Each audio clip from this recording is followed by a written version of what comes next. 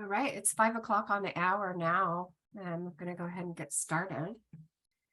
Welcome to the 2022 LUDO Update Ask a Planner event. We are just sliding into the last of open public involvement ahead of our hearing schedule. Our hearing is scheduled in front of the Planning Commission on September 20th, so we have a little less than a month for active public comment. Of course, you'll be able to comment through the entire process, but we want to make sure that you have the opportunity to ask any questions ahead of the Planning Commission hearings and when we bring it before the board. So thanks for being in attendance tonight and listening in. I'm going to go ahead and get started.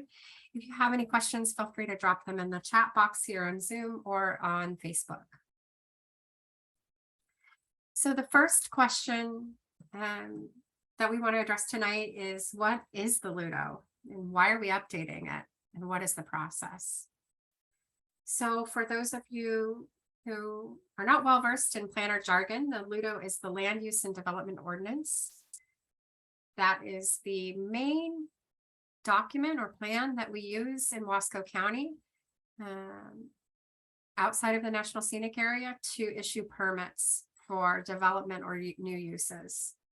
We also have one in the National Scenic Area, but the one we're talking about tonight is specifically the non-scenic area Land Use and Development Ordinance. The Land Use and Development Ordinance consists of a variety of regulations, some that are federally driven, some that are state driven. And then there's a limited amount of regulations and criteria in the Land Use and Development Ordinance that have been decided in the past by our community members, whether that's been in part of the comprehensive plan process or during separate updates to the Land Use and Development Ordinance. So tonight, we're going to be talking about this year's update. It is a multi-year update, and the majority of updates for this year are mandatory, so they do come either out of federal or state law, but we do have some optional updates that, again, we want to hear community input on whether or not to include some of these new uses and criteria. In most cases, these optional updates are not restrictions, so they're not taking away any rights that property owners have. They're actually introducing new potential rights or removing existing restrictions or lessening existing restrictions. And I do have some questions about some of those features tonight, so I'll cover some of that. But those optional updates are really what we want to focus the public's attention on, because that's really where you have the most impact. As I mentioned, a lot of the updates for this year are focused on federal and state requirements, and we're actually required by law to follow those requirements and criteria. There's a complicated process if we're out of compliance, by which the state revokes our authority and then steps in. So it's really important that we maintain a consistent plan consistent with state law, and planners are able to implement those rules and regulations straight from state law, but it can be very confusing to citizens when we're permitting something that looks a little bit different than what's in the ordinance. So the main reason we're invested in making these a lot of these mandatory updates is to make sure it's really transparent to residents and they know what the rules and regulations are currently. As far as optional updates, we did had a lot of conversations with the public during the comprehensive plan update. That was a 4-year update we were engaged in. And what we heard from a lot of folks is they wanted more opportunities for things like economic development. And so the optional updates are one way that we're approaching economic development in Wasco County to allow for more opportunities to do some different stuff. So that's another really positive outcome of this update. And again, why we want to focus the energy on those pieces. The process, like I said, this is a multi-year update. This is the second year. We have one more year after this. The process is the same every year, even though the topics are different. But generally, staff works from about January and April, finalizing the drafts, doing analysis, reaching out to partners to get their input. and getting everything ready to roll out to the public so it's all ready to go. The bulk of our time in the year, calendar year, April to August, is that public input phase.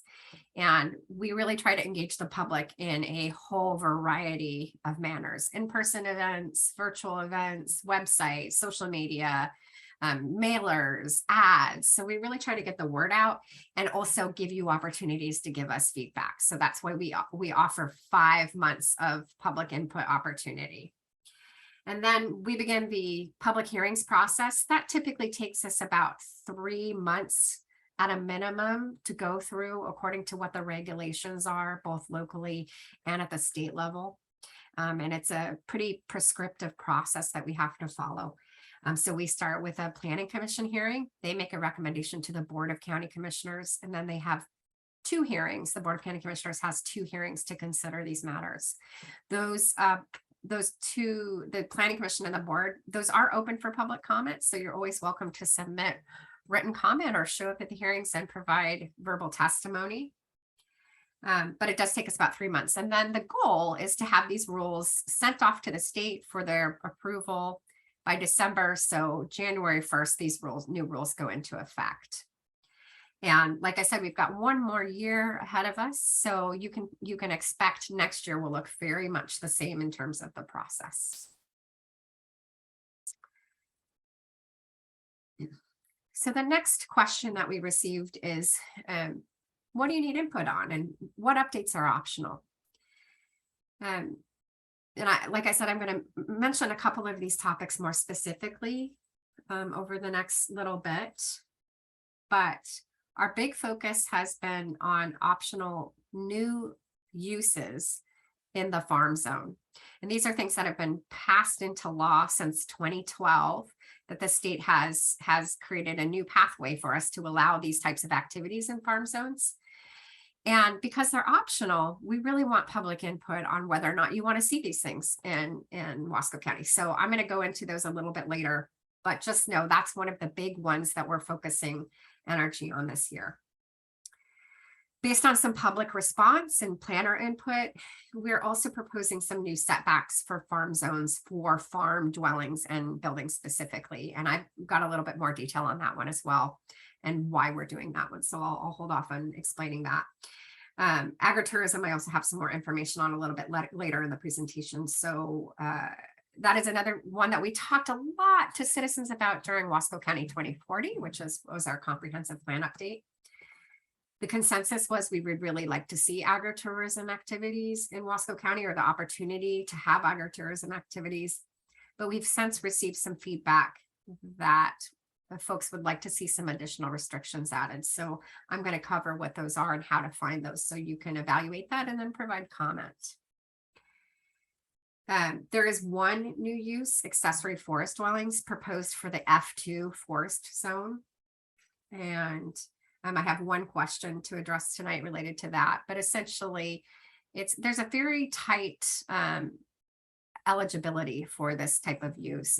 It's really for people who are have commercial forestry operations, and there are some other things that you have to qualify. So in doing the analysis, this is a really small window of existing properties that would be eligible for it, but we are still interested in hearing public feedback on whether you'd like to see this opportunity or not.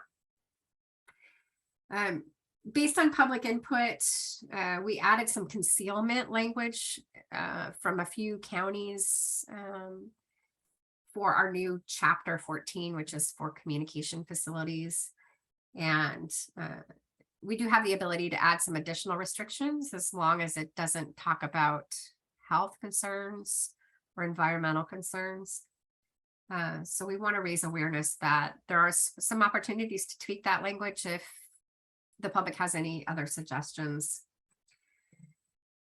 We are proposing to remove permitting requirements for residential roof-mounted solar panels if it's under 35 feet in height overall. That's something that we've received a lot of input on, and follows one of our new comprehensive plan policies to work towards resiliency in the landscape. So we're really excited about this opportunity. We've really received a lot of overwhelming feedback that folks are in support, but you may have a different feedback. So we'd love to hear from you. And one of the takeaways from this slide that I think is important to underscore, our drafts have been available since April. They are up online. There's a software that we have them posted on where you can actually leave comments or ask questions. And we've used a really specific stylistic editing sensibility in preparing these drafts, so that you know the difference between what's mandatory, so what state law is telling us we have to update, and then what these optional updates are. And so you can see here in bold, what you want to look for is that wavy underline under text, and that's going to tell you what the optional updates are, what you need to pay attention to, and what we want feedback on. Things that don't have a wavy underline mean that they are either state or federally required. So we don't really have any ability to modify that. We could potentially make some small tweaks to language, but like if there's grammatical issues or a reference correction, but those are things that we're actually required by law to include in the text. So as I mentioned, we have a really robust system for looking at the drafts, and you can look at it if you visit our website, wascocounty2040.com. And I'm just going to pause and go ahead and tool around here and show you how to locate the drafts and take a look at the edits so you can see for yourself as I walk you through what it looks like.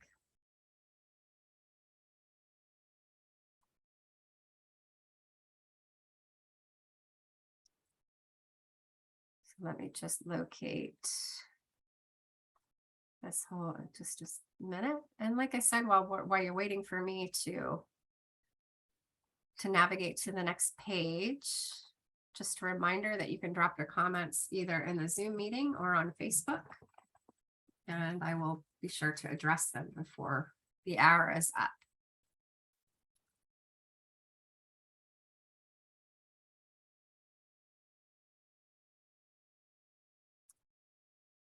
Okay.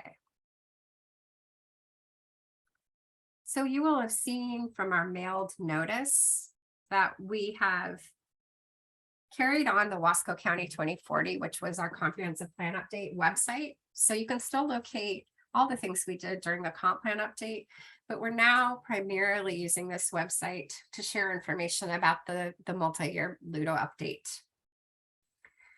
So if you scroll, you can see the timeline, frequently asked questions, the process. We've got some virtual open houses, some cool tools where you can ask questions, you can get email updates, submit comments, see our events that are coming. But really the focus for this question is, how do I see the updates? Are these icons? So we've developed icons to make it really easy to identify across all of the material we share which category of update we're focusing on. And because the farm and forest zones have the most amount of optional material, I'm going to go ahead and click on that. You can see on this page, there's a short explainer video that gives you a high-level overview of what the updates are about, and then some summary text. If you like reading, you can read it. If you like watching, you can watch it. And then if you scroll down, you will see a bunch of additional icons. We do have one-page overviews of all the updates. So if you don't have a lot of time or the energy to read a lot of material, that's a good place to start. It gives you the basic who, what, when, where, why of the updates, and hopefully can answer some of your high-level questions. We do have surveys about some of the material too. And those surveys we try to make as self-explanatory as possible, so you don't have to do a lot of in-depth reading to understand what we're asking. And we really recommend, at a minimum, if you only have 5-10 minutes, we'd love for you to take those surveys about these optional uses. That would be really helpful for us when we talk to the Planning Commission and the board. So if you click on these brown icons, it says read proposed farm zone draft. Click on that. That is going to take you to the website that is hosting the drafts, where you can see all the edits, and also write comments, ask questions, engage with what other people have asked or what they have written, and just generally get a sense of what the updates are. So I want to point out a few things. All the drafts have a cover page that explains, as I explained earlier, the formatting that we use to make it really clear what the updates are. So it tells you what colors mean, what certain icons mean, what different text styles mean. And so you'll see the underline where it's optional. You'll see the blue bold text that just means it's an update, but it's mandatory. And then if you see red text, that means that it's been moved from a different section. So the text is remaining the same. It's just being moved from one area to the next. All the chapters also have an additional cover sheet that talks about the specific updates and gives you some input on why we're making the updates. So if you're interested in doing a deeper dive in why are you doing this stuff, what is this related to, this page really should give you a clear idea of what is driving the changes. So you can see here, for example, we had a model code audit done in 2016, and they gave us a lot of feedback on tweaks that we needed to make to be consistent with state law. So we'll be referencing that. You can also see we flagged where there have been bills passed through the legislature that have been made into state law, and that has informed the updates. So again, you'll get a really good sense by looking at these oversheets of what's the history behind the changes and why we're making those changes. We really try to make it as easy as possible for you to understand what we're doing.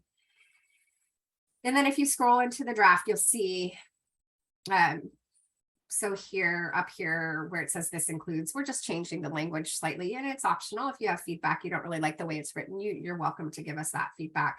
In other cases, when we get down into the uses, you'll see things like the psilocybin. That's a mandatory use that we need to connect it to what we're proposing to do for psilocybin. But we have some optional uses. If I keep scrolling, you'll see cider businesses are one of those optional farm uses that we're proposing. So we have a wavy underline under there. Okay, I'm gonna jump out of this, go back to my other screen here.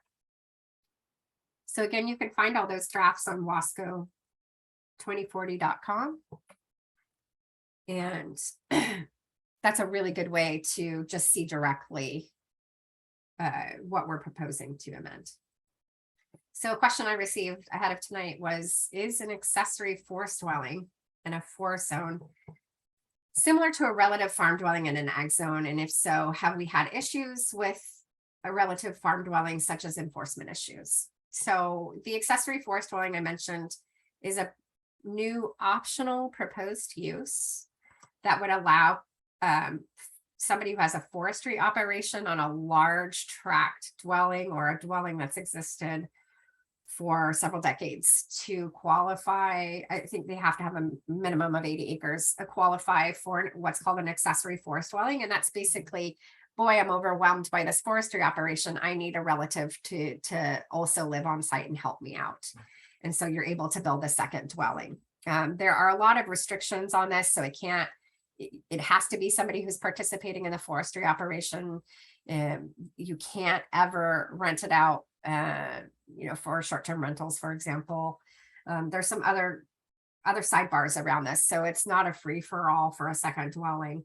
But it is very similar to a relative farm dwelling. So if you're familiar with our farm dwelling provisions in state law and also in Wasco County, we have a couple different tracks for permitting farm dwellings. We have primary farm dwellings, relative farm dwellings, we have farm labor housing. And the forest dwelling is very similar to the farm dwelling. The regulations aren't exactly the same because they're different resources and they're different resource zones, but it's a similar principle, which is basically, I have an operation, in this case, forestry. I need some help, family help, so I need to build a second home. Same kind of concept here. The second part of this question is, have we had issues with relative farm dwellings? And I think specifically they're asking about code compliance. Our code compliance program is a complaint-driven program. We do follow up on conditions of approval as well. So if you've got a permit and you have some conditions, we do try to follow up with those pieces. But it's not a situation where we have the resources to drive around and actively look for violations in the community. So since I've been with the program about 7 years now, I'm not aware of any enforcement issues we've had with relative farm dwellings. So that isn't a popular complaint we get. Most of the types of dwelling issues we get are honestly either they're unpermitted primary dwellings or vacation dwellings, or they're unpermitted RV activity. So I think if you're trying to draw a corollary with whether or not this will become an enforcement issue, the answer is, if we look at farm dwellings, we don't think so. But again, forest dwellings they could be unique. So I think in the answer, no, we haven't had issues with relative farm dwellings, but I don't know if that's a good predictor for accessory forest dwellings. It's a great question though.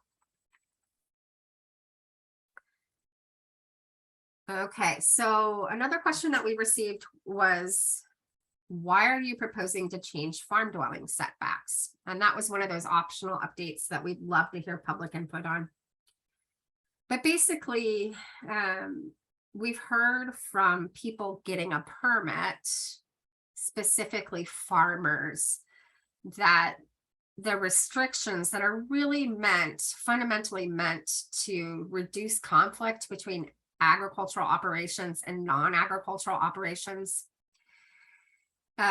So there's a really good intention, I think, when they were put in place, but the result has been that they're so substantial, they're 100 or 200 feet from property lines, that oftentimes it leads to farmers having to develop their home or other structures like farm labor housing right on productive ground. We see this most often with our orchard grounds, but this definitely, I think, would be an issue for dryland wheat or some of our other crops.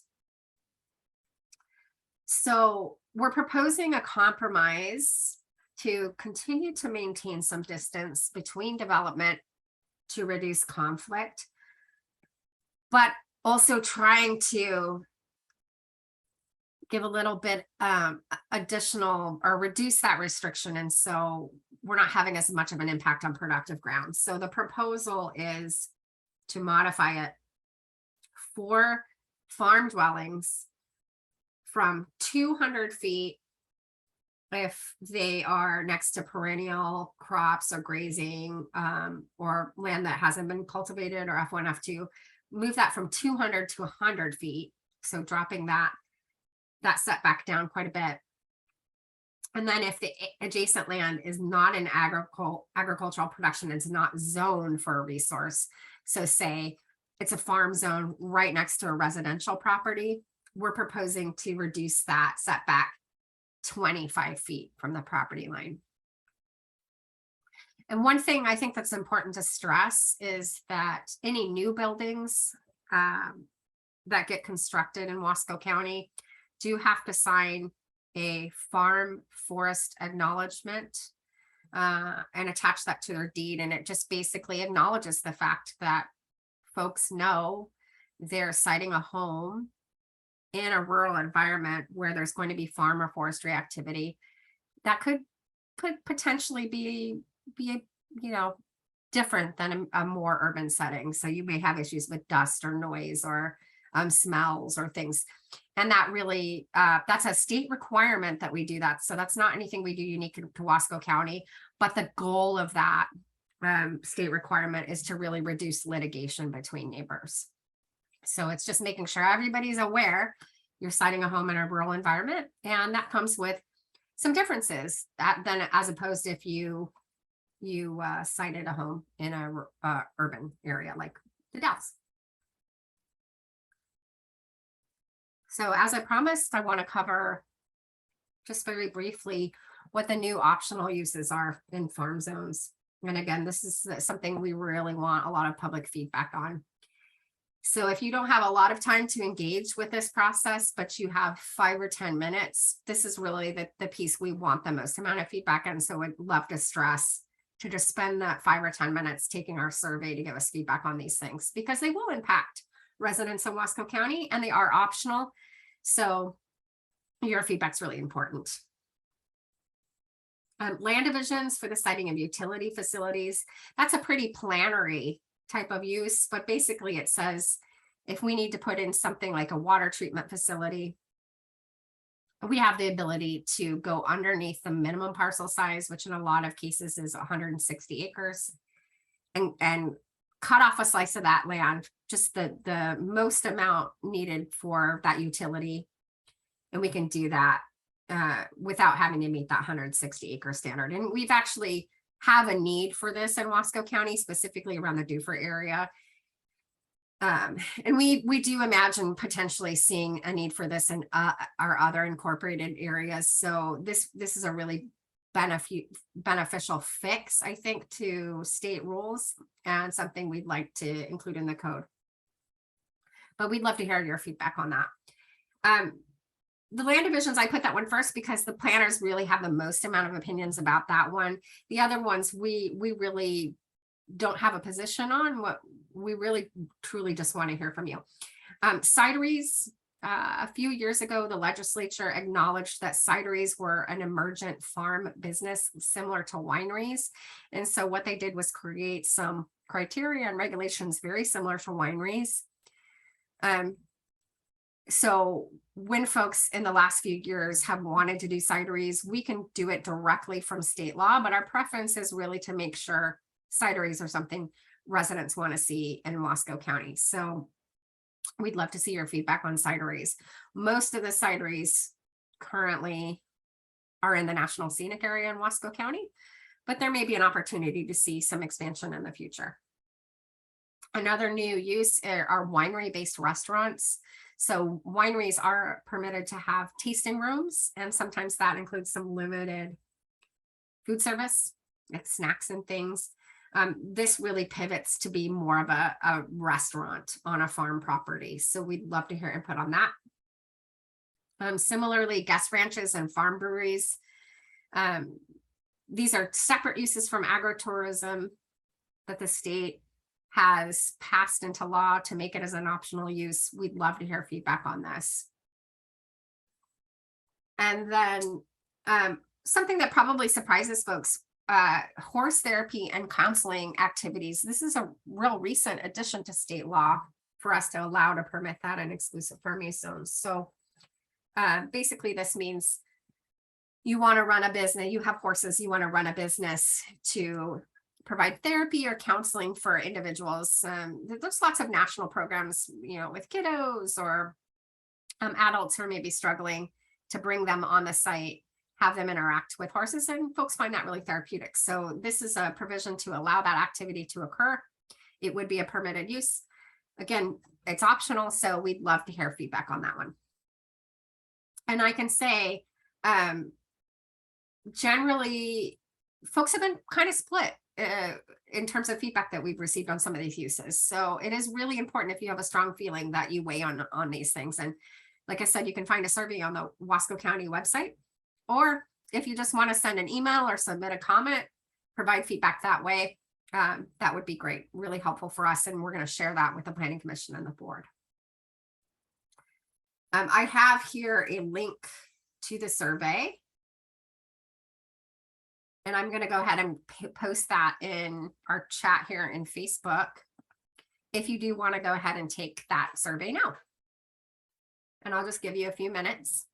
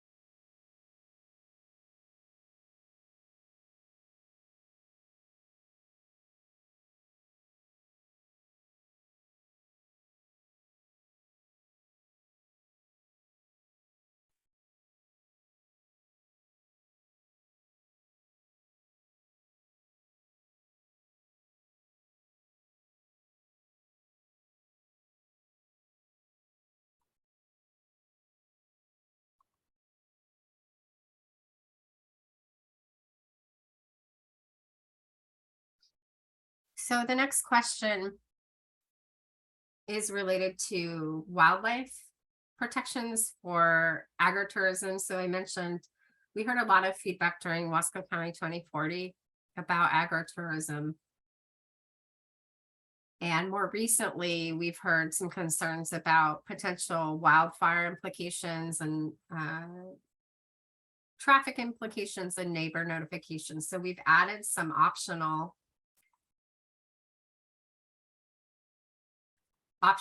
requirements. You can find those in the last few pages of the farm zone chapter. And what we've tried to follow is make it consistent with other types of uses in Wasco County.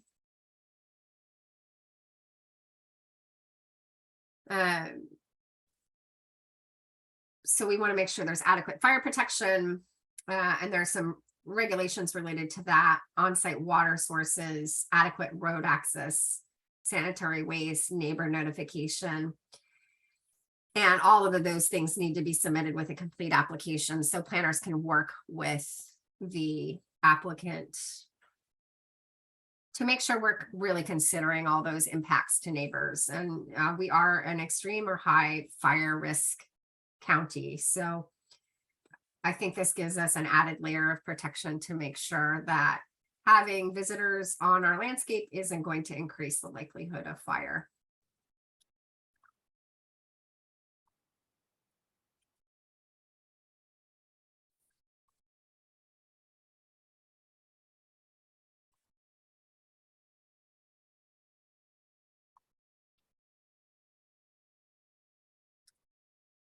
Okay. And I'm going to navigate back here to the presentation.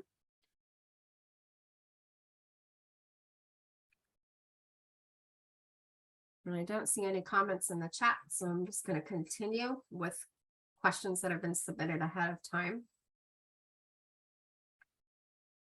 We had a question about what's changing with energy facilities. We have some new mandatory language for energy facilities. Again, these are most of the chapter deals with commercial energy facilities. So we're talking about wind turbine farms and solar farms.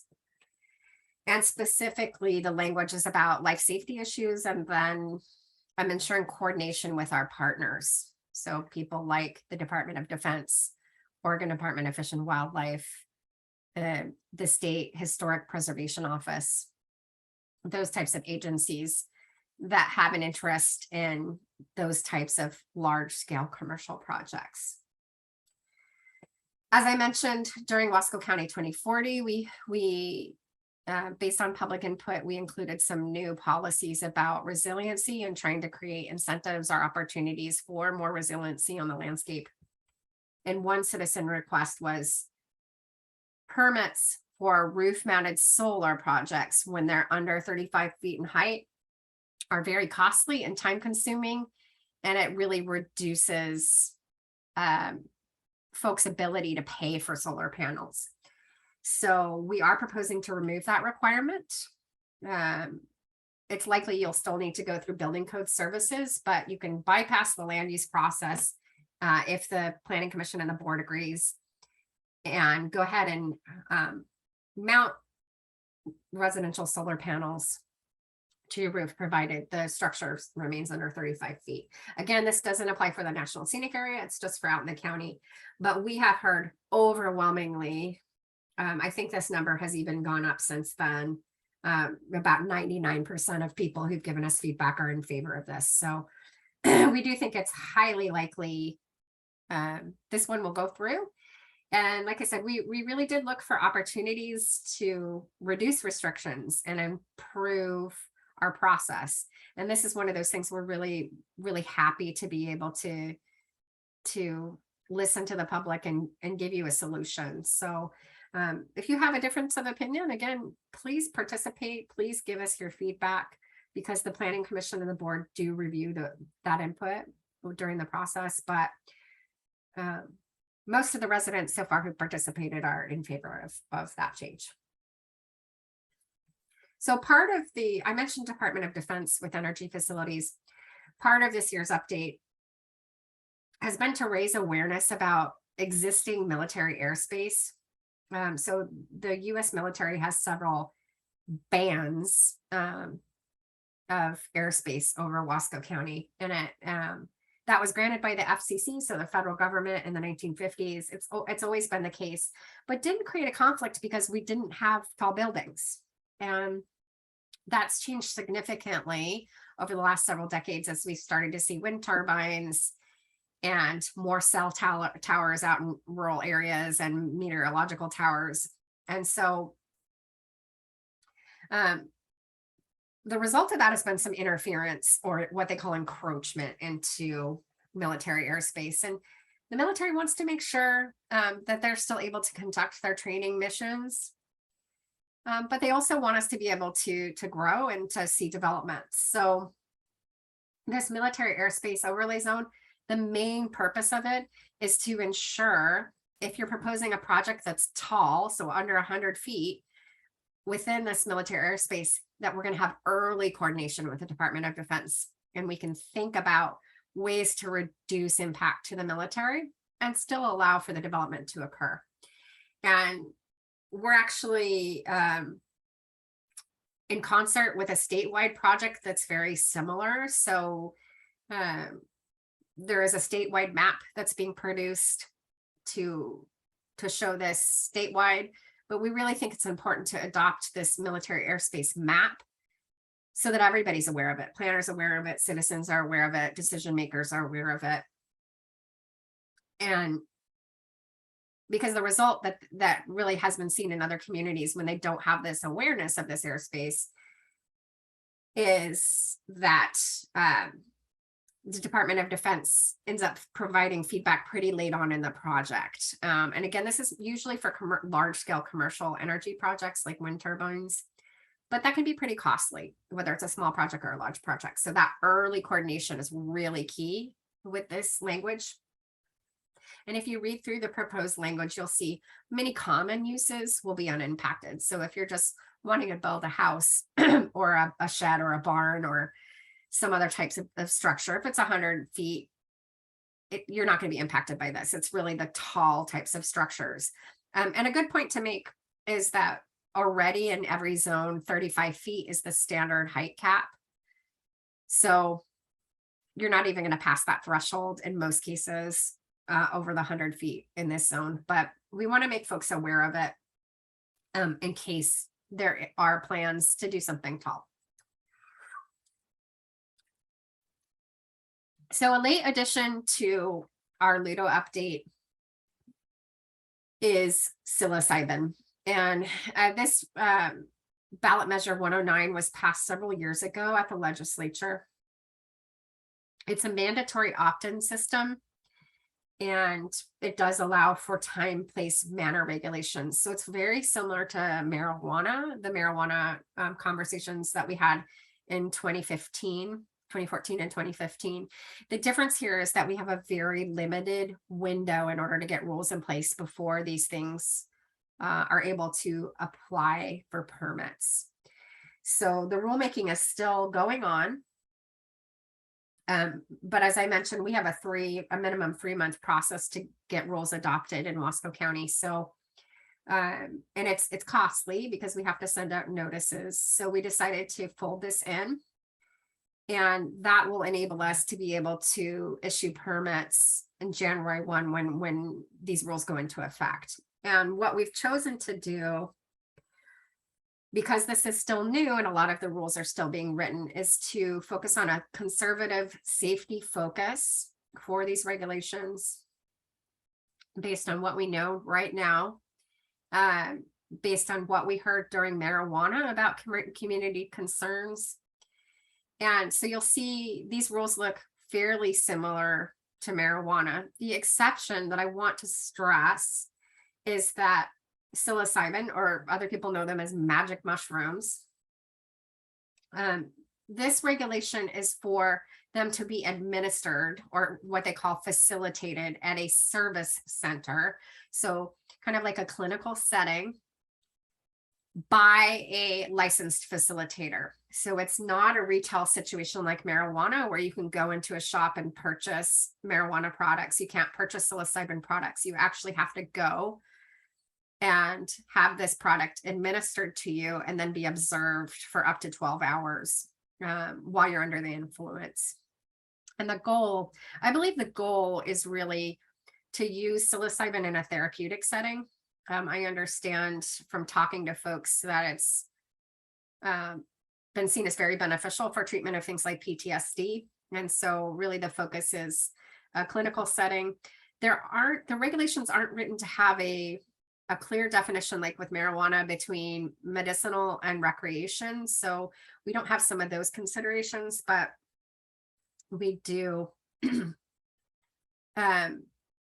we do have the farm use portion and then the actual use portion.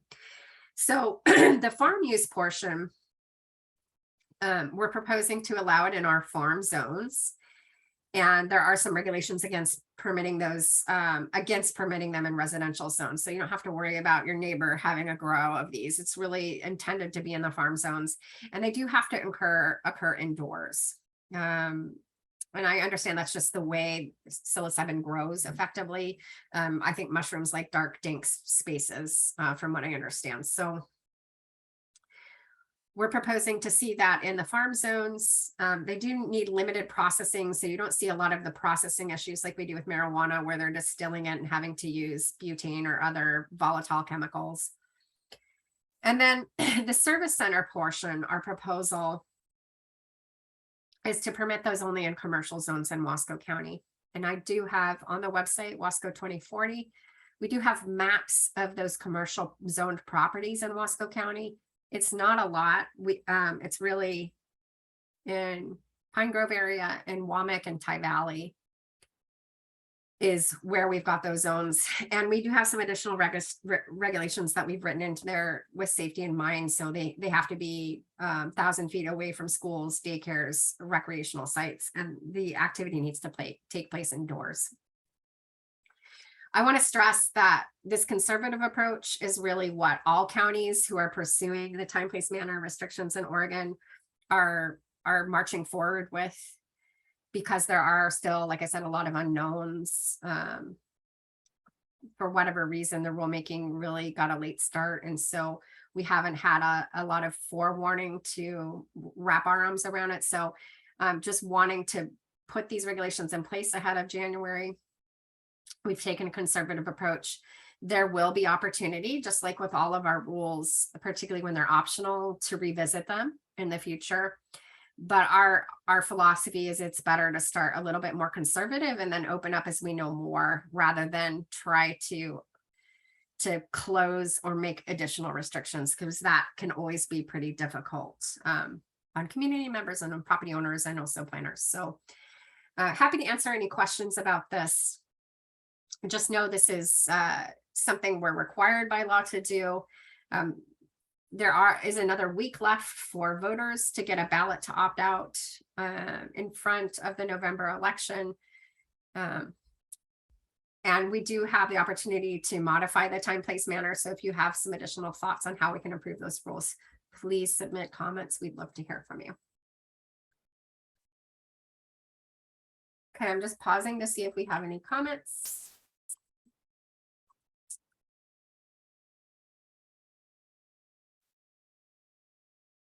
Okay, so we just have about 15 minutes left and I haven't seen any questions. You can drop those in the Facebook chat if you do have questions.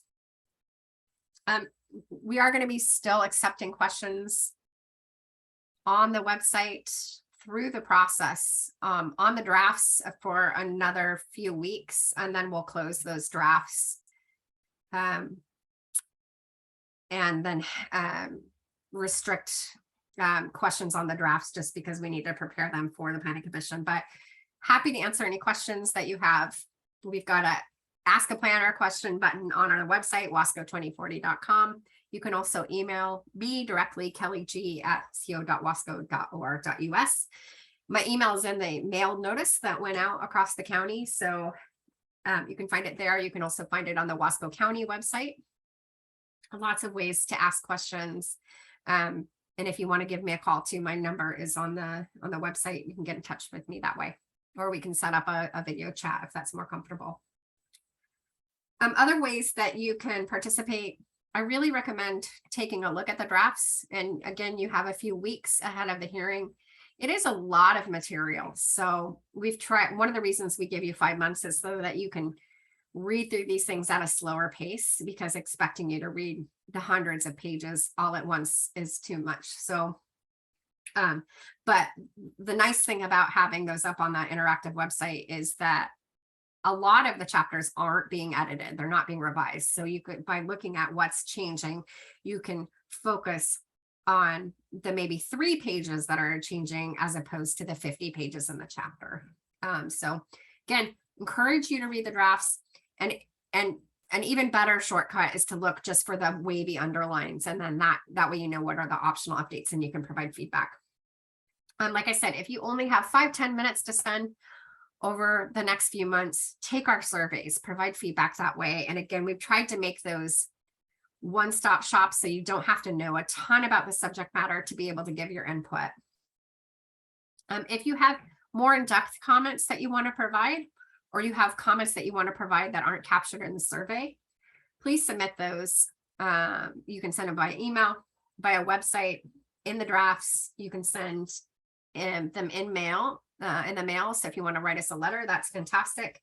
And then also we will have verbal comment available at the Planning Commission hearing on September 20th. It's September 20th from 3 until 5 p.m. It's going to be virtual as well as in person in Building 2 Lecture Hall at the Columbia Gorge Community College in the Dalles. So up there in Scenic Drive, it's the second building, which is all the way at the top in the lecture hall, which I think is on the 3rd floor. It's the big theater room. And but if you don't have the time to come in person, or you don't want to come in person, we will have a virtual option as well, and have opportunity to testify. If we have a lot of folks, we'll limit the testimony to 3 minutes. So just be, we always advise kind of preparing a script. But that is a great way to participate. We do try to post several times a week on social media, on Facebook, and really appreciate your shares and your likes and your feedback. So that's a great way to participate. Again, if you only have a few minutes, and share with your neighbors, talk to your neighbors. I have the old date on here, September 13th, but I want to clarify, it's September 20th is when the hearings start. And again, Planning Commission hearing is the 1st. And then the end of October, we'll start the board hearings, and we'll have one board hearing the end of October, one in the beginning of November. And it's 2 hearings with the board before we then submit it to the state once the board approves, there's a 21-day appeal period to the state. So you do have additional time to comment to the state if you have any concerns.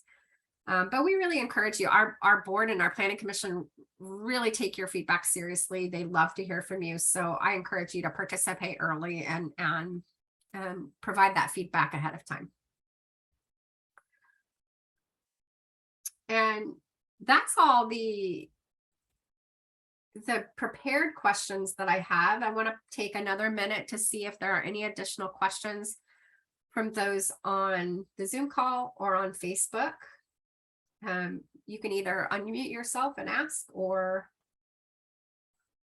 put it in the chat, and I'll just give it a minute. Oh, Kelly, hi, this is Sheila Dooley. Can you hear me? I'm on my phone. I can hear you, Oh, Sheila. good. Hi. Great. Hi. God, I kept missing my internet connection. Will this recording be posted? It will be posted. It will be posted on the website and on our YouTube channel. Okay, because I missed like the accessory forest dwelling and missed that whole conversation. Oh, I'll just listen to it online. Then the one comment I was going to make, but I could send in writing, was I noticed in the relative farm dwelling, you have in the ordinance, it has a definition of a relative. So are you going to also have that in the accessory forest dwelling? Add that in the ordinance so people will know. I believe it is, Sheila. Let me check that and get back to you, though. Okay. I'll check thank that and you. get back to you if that helps. Then my last question was on the county commission hearings on the Board of County Commissioners. Are they having different chapters each time? Is that why it's two separate? No, they have to hear the whole thing twice. Oh, That's just how their rules are written. So typically how they do it is we do a really lengthy hearing the first go round. And that's when they hear a lot of public testimony, and then they ask me a lot of questions. So we usually take quite a bit of time.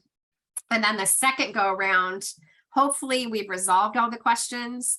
They're just required to offer a second opportunity for public comment. So usually that's a little bit speedier of a process. Oh, okay. So that's why they do that's why they do the two meetings. Okay, good. Okay, well, thanks. That's all I wanted to ask. You got? Okay, Yeah, Sheila. Well, thanks for being here tonight. I appreciate it. And like I said, if you have any other questions, shoot them my way. And thank you for attending tonight. And thanks for those of you watching on Facebook. Again, best way to plug in is look at our project website, wasco2040.com. And as I mentioned to Sheila, this recording will be available on the project website, wasco2040.com, and also on our YouTube channel. So you can review it if you missed parts of it, or you want to go back and look at it, or you want to share it with a friend and neighbor, it's going to be available to you likely by tomorrow afternoon. All right. Thank you again, everybody, for watching. I appreciate it. And we'll see you soon. Have a great night. Oh, thanks.